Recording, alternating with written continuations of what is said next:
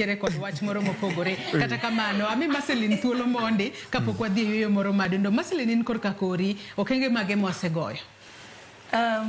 Erokamano Joyce kendo kuom miya thuolo. Da gombo goyo mbaka matin kuom gima owadwa ni wacho lakini nikech saa mbaka matin anga ngadi tu adhi yueyo tiduoge dhi mbele. Ingini kwa way about okenge mosego after 62 years of independence.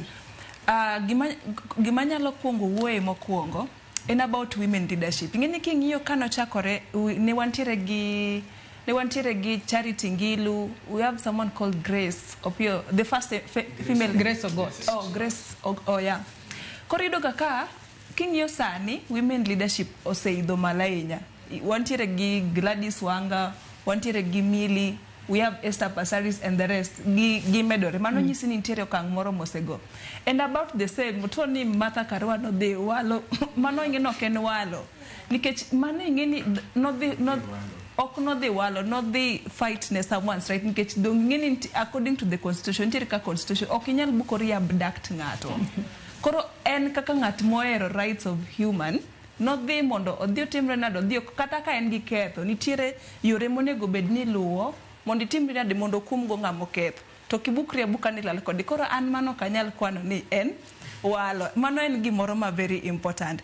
But kata king'iyo ni wasego okenge moko mabet ber anyalo wacho ni pok wago okang' maber ahinya pok wachopo maybe anyalo wacho ni legally wantiere kama ber lakini kochopo kar implementation kanyo pod nitiere kaka chachni nitiere nikech iyudoga kaka wawach ni mi example gi king'iyo finance bill ma wawu about ma 2025 kende.